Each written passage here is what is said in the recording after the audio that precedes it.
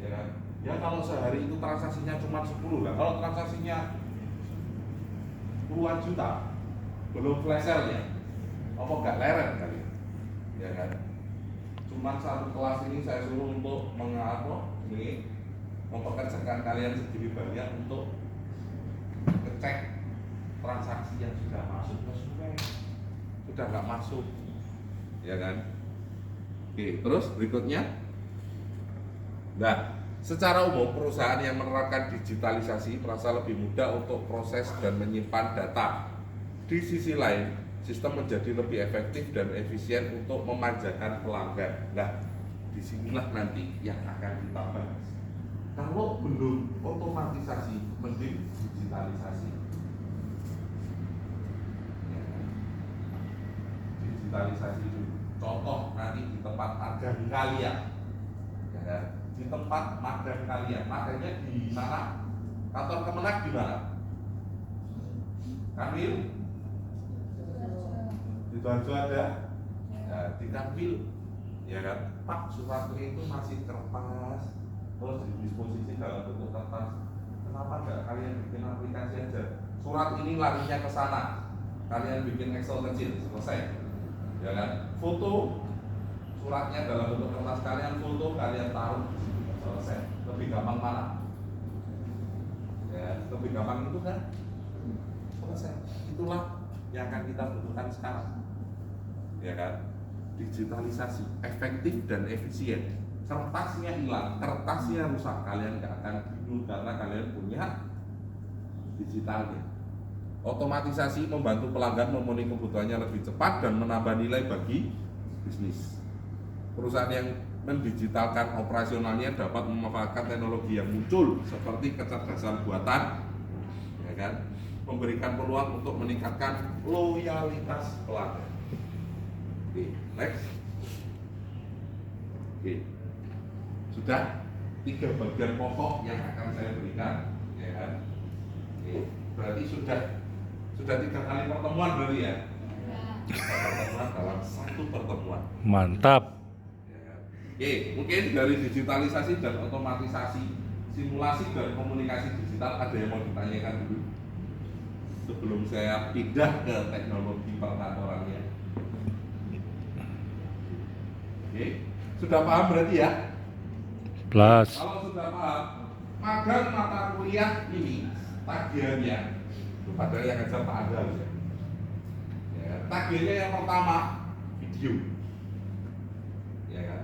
Video. Jadi setiap minggu kalian lakukan apa harus ada video, ya kan? Pak, maksimal berapa menit, ya kan? Minimal kalian bisa upload di Instagram, nanti, ya kan? Wis, ya Pak, ya kan? Ya kan? Itu 1. Jadi nanti tolong dilihat di learning, tagihan untuk minggu ini itu apa, tagihan untuk minggu depan itu apa. Oke, paham sampai sini? Apakah nanti 1 orang harus mengirimkan 1? Jika bagiannya berbeda, ya kan? Jika bagiannya berbeda, ya kan? Bisa bikin 1 anak 1. Tapi kalau bagiannya sama, contoh 2 orang ini di penma, 1 bagian kan? Videonya itu. Oke, paham sampai sini? Termasuk juga nanti video secara keseluruhan kalian akan terfasilitasi. Ya kan? Di akhir magang kalian disuruh bikin video loh. Nah, jadi nanti kita bikin part, nanti kalian gabung jadi laporan set. Paham? Bisa mengurangi 1 beban hidup kalian. Oke, ada lagi yang mau ditanyakan tentang tugasnya? Apa? Ya, kayak video after movie lah. Kan kalian praktek dulu kan? Ya kan? Minggu ini hari Senin, video yang harus kalian buat untuk minggu ini. Pengumpulannya apa? 2 minggu depannya. Kalian akses, kalian kumpulkan. Oke, ada lagi yang mau ditanyakan? Oke, next. Apanya sih Ke next? mata kuliah berikutnya.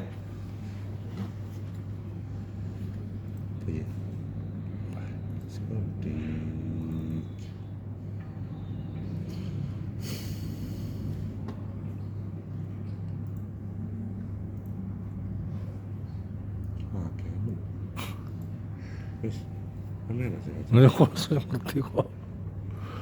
Oke, sekarang kita pindah ke materi berikutnya.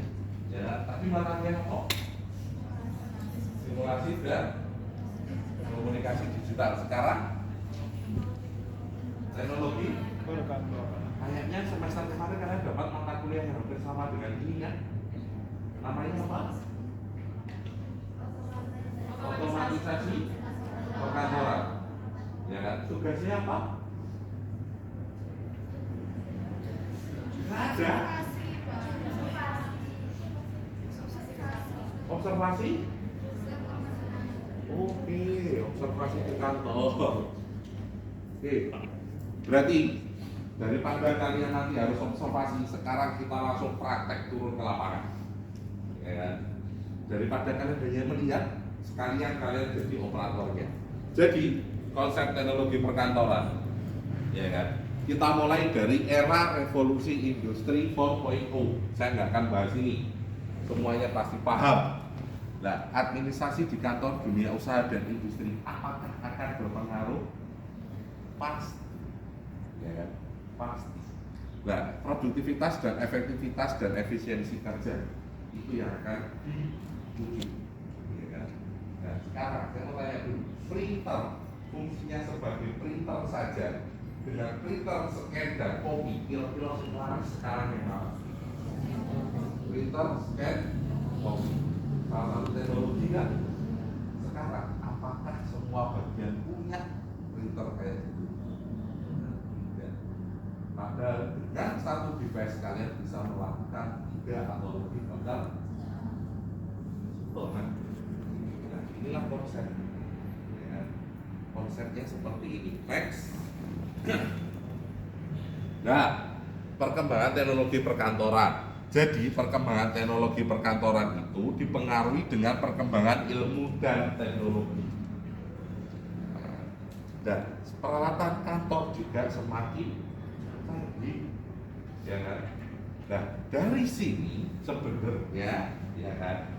Sebenarnya adalah kita akan membahas ilmu dan teknologinya untuk peralatan kantor yang semakin canggih. Ya kan? Next.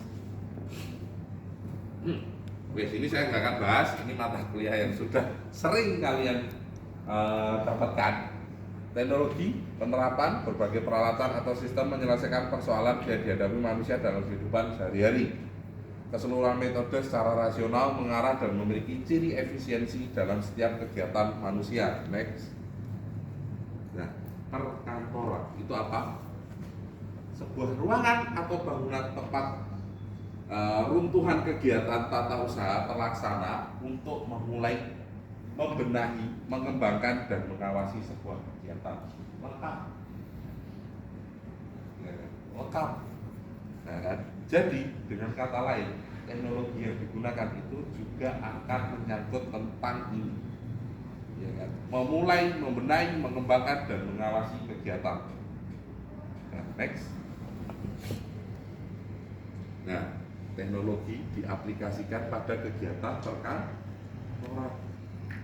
Teknologi diaplikasikan pada kegiatan perkantoran. Next. Nah, contoh perkembangannya. Sekarang saya tanya dulu, kalian zaman dulu, zaman old? So. Kalau zaman old, dulu Pak Angga itu bikin skripsinya pakai mesin tik. Sorry ya. Wordstar oh. Wujudnya kertas. Pengolah kata Wordstar. Wordstar, malah Wordstar itu apalagi, ya kan? Sudah old banget. Ya kan? Zaman now, nggak pakai mesin ketik, minimal ada komputer atau laptop, printer atau mesin fotokopi. Wujud filenya sudah elektronik. Next. Nah, ya, perhatikan dulu. Ini adalah yang ada di bayangan kalian bahwa setiap kantor pemenang bentuknya kayak umum. Ya enggak? Sorry ya. Dinas pendidikan juga akan seperti itu. Oke? Padahal kenyataannya, next. Kenapa nggak seperti itu kantor? Ya kan? Itu zamannya Pak Angga tadi. Ya. Itu sudah bagus. Kalau kita dia kayak gini, ya kan? Kalau ruang kuliah saya setting seperti ini, kira-kira kalian pintar apa enggak? Wah, saya yakin kalian gak ngerungokne aku cerita tapi kalian main dewi, ya kan? Main dewi. Iki biliatan, iki PS-an, ya kan? Terus aku bawa ngajar opo. Nah, lebih canggih lagi gimana kalau kita kuliahnya modelnya santai seperti ini. Sama seperti kalian tadi, Pak, kita sudah di gedung B1 kilo tadi. Wah, ternyata ruangannya dipakai Pak loh kan, Ustaz nih. Ya. Nah, kalian kan punya gedung bioskop kayak gini, kenapa nggak dipakai untuk nonton? Ya kan? Nih, milenial. Sekarang kalian tanya, Pak, kantor ini ada di mana? Ini adalah kantor Google. Kantor Google, ya kan? Kalau saya juga akan berpikiran bahwa kantor itu modelnya seperti ini, ya kan? Kantor tengahnya ada kantin, ada pantry, ya kopi sekarang, ya kan? Asik banget, ya kan? Bangga. Terima kasih. Sudah, terima kasih. Bagian yang kedua. Lalu. Masih kuat ya? Kalau nggak kuat diginikan loh, sama diberi jepit biar kuat. Oke. Nah, Bagian akhir di teknologi perkantoran, semangat. Sudah tahu? Ini loh, Mas, balik sih, Mas. Ini perhatikan. Ini sekarang pertanyaan dulu. Ini bah jiwa muda atau bamba yang kepo? Hah? Jiwanya muda atau bamba kepo? Jiwa muda, ya kan? Oke, jiwa muda sama kepo hampir seperti beda tipis, tapi yang jelas adalah meskipun tua dia tetap memahami perkembangan teknologi, ya kan? Oke, seperti itu. Jangan seperti Pak Angga. Aku gak iso, pokoknya gak iso. Ya, pokoknya. Ya kan? Tapi HP-nya lebih bagus dari punya saya. Ya kan? Kenapa? Karena buat cari duit. Ya kan? Karena like, comment, dan subscribe Anda bermanfaat buat mereka. Sip. Oke, sepakat. Enggak kan? Tadi saya bilang video yang kalian bikin itu mesti kalian akan bayangannya adalah kantor kerja kalian koyok ini. Ini kantor FTK ini. Kantor FTK, bener. Kantor FTK, no, but belum milenial, ya kan? Next.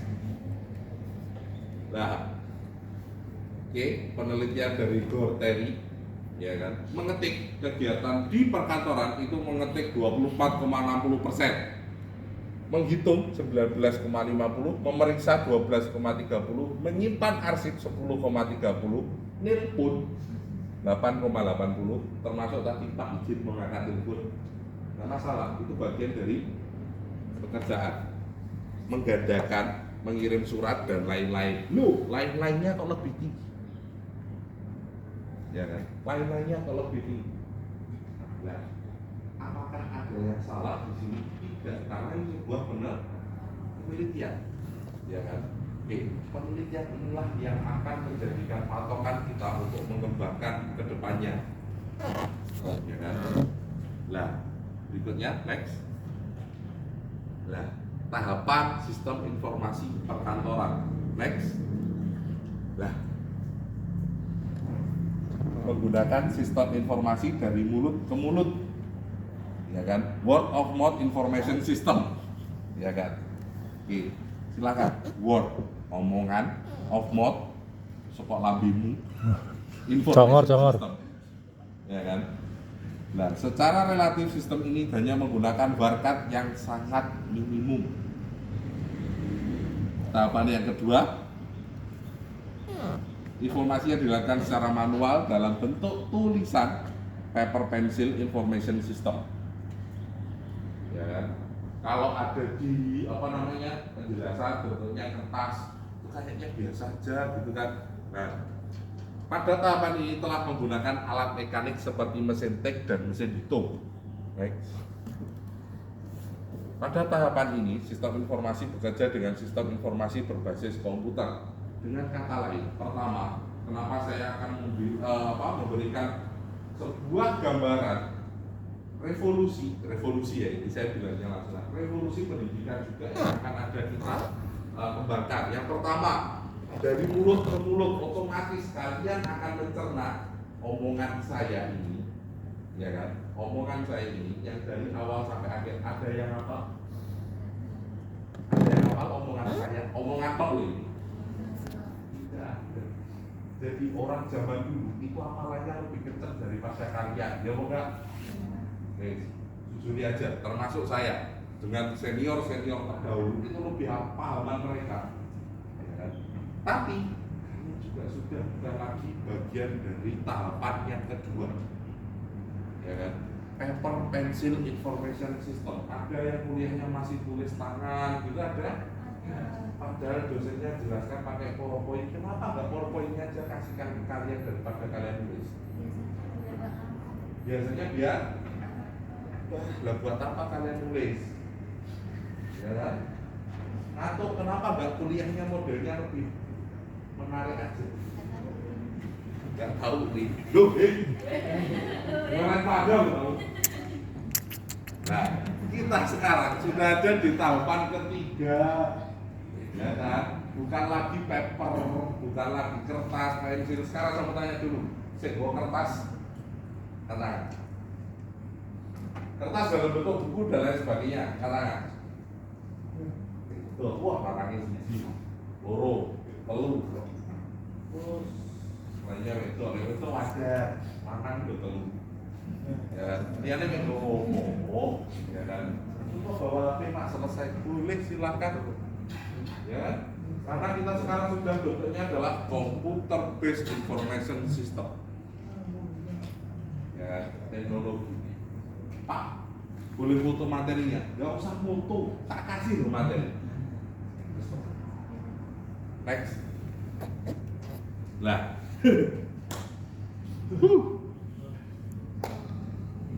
Sopo sing menangi zaman ini? Iki lek mbok hapus, putih kabeh. Tapi kecedelo. Ya. Ampun. Ya kan? Ada yang pernah sekolah masih pakai zaman Neolitikum ini? Sudah, masih. Oke, berarti masa mudamu bahagia berarti ya kan?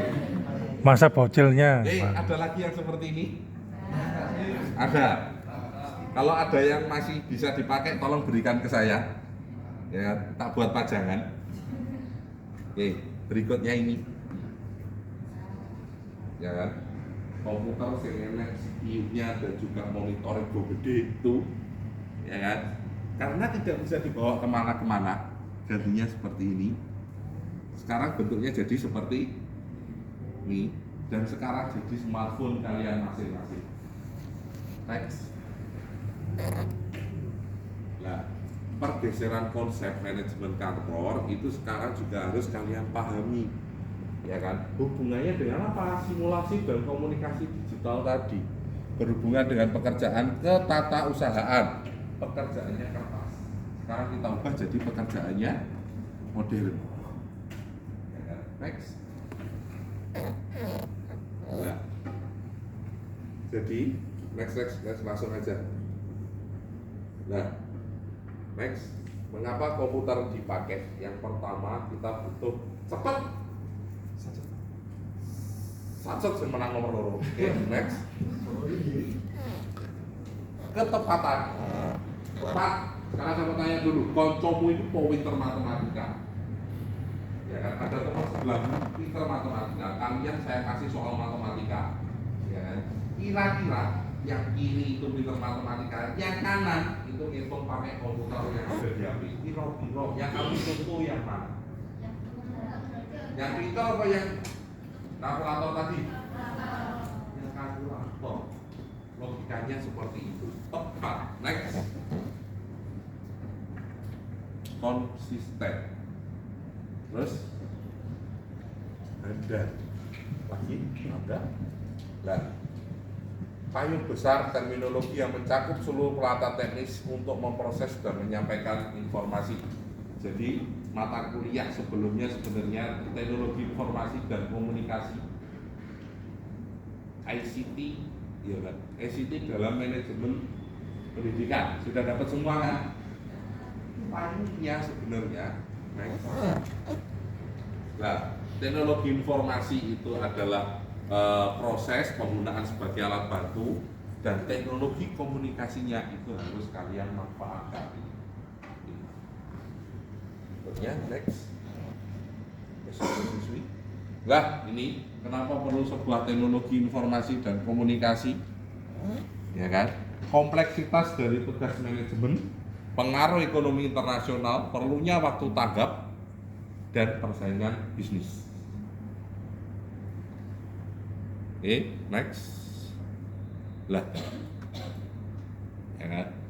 Komputer aja juga ada evolusinya, next. Laptop juga ada evolusinya, next. Pergeseran media penyimpanan juga modelnya seperti ini, ya kan? Semua foto, file, video, dan yang semuanya yang kalian punya itu mesti kalian taruh di cloud, ya kan? Next. Oke, tren teknologi mulai dari mainframe, personal PC, client server, ya kan, internet sampai pada cloud computing. Next. Nah, titik temu antara teknologi informasi komunikasi dengan pekerjaan kantor,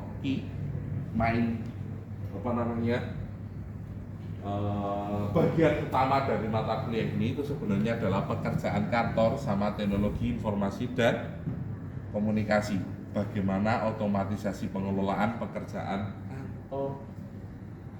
Bagaimana pekerjaan kantor itu kita lakukan dalam bentuk pengelolaannya sudah otomatis, ya kan?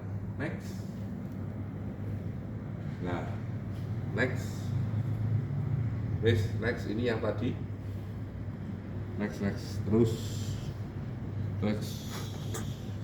Terima kasih. Sudah? Oke, ada yang mau ditanyakan tentang teknologi perkantoran? Oke, tidak ada. Untuk tugas magang dari teknologi perkantoran itu yang pertama, kalian nanti akan berbicara tentang manual proses yang ada di bidang kalian masing-masing. Contoh, ada yang jadi Pontren, ada yang ada di Penma. Kalau Penma, kalian nanti akan berbicara tentang sebuah aplikasi perkantorannya. Namanya adalah Simpatika. Ya mau enggak? Pernah dengar kata-kata Simpatika? Kalian nanti harus memberikan laporan bagaimana Simpatika itu berjalan dan itu aja. Wes, paham? Ada lagi yang mau ditanyakan? Kalau tidak ada lagi yang ditanyakan, ya kan? Saya cukupkan dulu. Monggo Pak Angga, ada yang mau ditambahkan?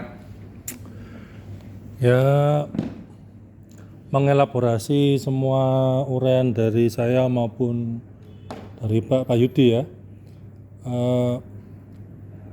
Pada intinya kita harus bisa memadukan antara kemampuan teknologi, ya, terus juga mengelola organisasi, ya. Tapi yang tidak boleh dilakukan adalah moral hazard. Moral hazard ini penyalahgunaan teknologi. Ya, jangan sampai mungkin membuat laporan-laporan fiktif ya, tanda tangan fiktif dan sebagainya, tidak sesuai dengan input data yang diperoleh ya. Kita mengharapkan pemakaian teknologi ini tepat guna dan bisa memanusiakan kita ya. Jangan sampai komunikasi meskipun bisa menggunakan Instagram, menggunakan telepon, ini komunikasi secara tatap langsung, tatap muka juga perlu dilakukan ya, karena kita masih manusia Indonesia yang tidak lepas dengan kata silaturahmi dan sebagainya. Jadi saya harapkan adik-adik sekalian ini mampu melakukan seni ya, melakukan seni dalam berkomunikasi, baik komunikasi secara digital maupun secara analog ya, secara manual ya. Karena kita ini sebagai seorang yang harus bisa mengendalikan teknologi. Ya. Jangan sampai kemudian kalau tidak ada teknologi kemudian mati rasa, tidak bisa ngapa-ngapain. Pak, tugas saya belum selesai karena laptop saya hang, atau karena HP saya error, kemudian saya tidak bisa tidak bisa ngapa-ngapain. Hal itu akan sampai temukan ketika semester 8, yaitu ketika mengerjakan skripsi. Mengerjakan skripsi itu cobaannya besar, dan cobaan yang paling besar adalah kehilangan data penelitian, kehilangan laptop di kos-kosan dan sebagainya, padahal besoknya mau ujian. Nah, ini harus dipersiapkan sejak dini. Bagaimana juga perlu adanya pembackupan data ya. Namanya juga harus bangun sistem backup data. Nanti laporannya seperti apa di backup. Nah, ini nanti kalau kemudian di kantor Kemenag itu jadikan laporan skripsi, maka juga harus duplikasi data harus dilakukan. Jagani ya. Kalau laptop sampai hilang, HP hilang dan sebagainya, sudah punya serpan ya, sudah punya backupan. Harapan saya pernah ngalami itu.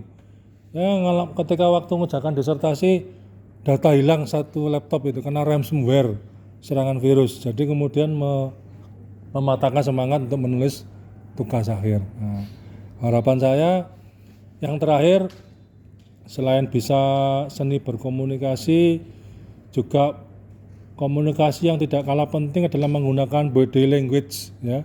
Ketika zaman berbicara gunakanlah sentuhan tangan ini ya, ekspresi wajah dan sebagainya untuk membangun karisma di tempat perkantoran ya. Bangun karisma, ekspresi wajah dan sebagainya. Ini penting karena ini menjadi salah satu jembatan bagaimana kita agar tidak kikuk. Tahu tidak kikuk? Tidak apa ya? Kaku lah, itu luwes berbicaranya itu ya. Karena masih banyak, saya yakin adik-adik mahasiswa ini kan masih nggak tahu apa yang harus diomongkan ketika berada di lokasi magang nanti itu. Makanya untuk meredakan tensi ketegangan, ya kan, kemudian menurunkan kenervesan, menggunakan body language ini menjadi penting. Sering-sering berlatih ya, karena ini bagian dari public speaking, ya. Bagian membangun karisma di depan para pegawai, di depan pada maupun kompetitor kita di tempat magang. Bisa jadi bersaing dengan kampus lain, gitu kan ya. Maka untuk memenangkan persaingan, kuncinya 3, cost of leadership, diferensiasi dan fokus atau keunggulan. Itu bagaimana kita memimpin tim yang solid, yang kompak. Yang kedua, keunikan kita, ya. Keunikan kita baik dari segi ngomong, dari segi teknologi maupun keunggulan kita ya. Ketepatan melaksanakan tugas, kejujuran dan sebagainya. Kombinasi ketiga ini yang akan menjadi kunci sukses kita magang, sehingga magang ini menjadi life skill kita, kecakapan hidup kita. Ketika nanti sudah mentas dari S1 ini langsung diterima CPNS, langsung diterima P3K, langsung terima menjadi pegawai hebat di kantor karena pengalaman di tempat magang. Itu harapan saya. Semoga sukses, tetap optimis dan tetap berkomunikasi dengan saya maupun dengan Pak Paryudi. Cukup Pak Paryudi? Cukup? Ada pertanyaan? Kalau ada pertanyaan bisa dilempar di grup WA ya, atau di forum-forum kuliah online atau siapa. Terima kasih, saya akhiri. Assalamualaikum warahmatullahi wabarakatuh.